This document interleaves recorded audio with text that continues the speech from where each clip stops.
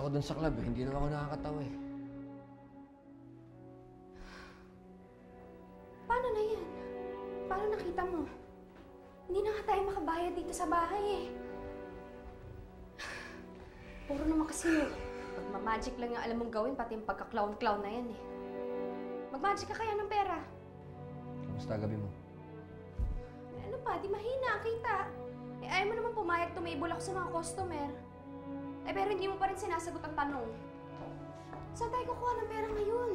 Ilang araw na akong pinagmumura ng may-ari ng bahay na to.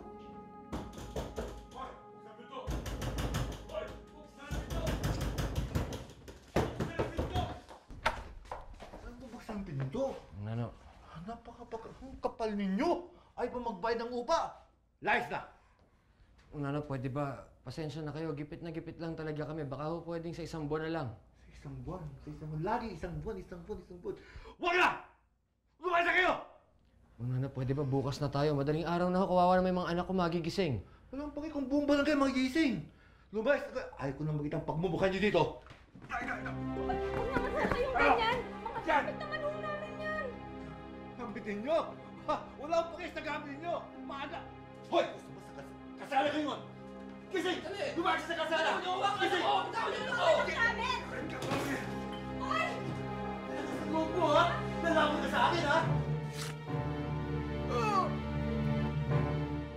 Dahil sa insidenteng iyon, nilisan ni Kokoy ang Olongapo kasama ng kanyang mag-anak.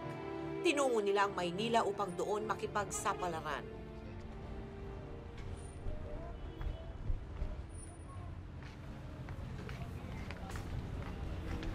Tay, Nak, nagugutom na po kasi ako. Gusto ko na pong kumain.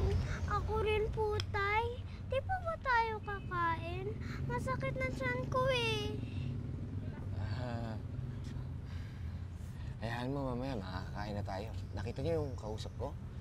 Mamaya bibigyan tayo na ng pagkain. Talaga po, Tay? Oo. Makakain na tayo. Ano sabi ng kaibigan mo? Paano tayong pulubi dito ah? Gusto mo rin mapatayin sa gutom ng mga anak mo? Sumagot ka. May paraan. Ano?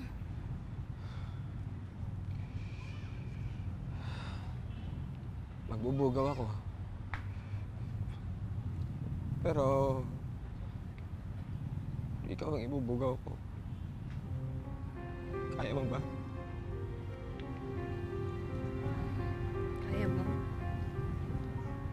Dahil sa matinding kahirapan, napilitang pasukin ng mag-asawa ang mundo ng prostitusyon. Boss, babae. Pakita mo muna.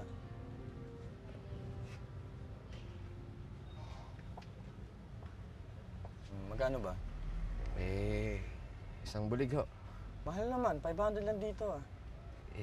Bago kasi boss eh. Pero sige, basta babalik kayo eh. Sige, sakay na.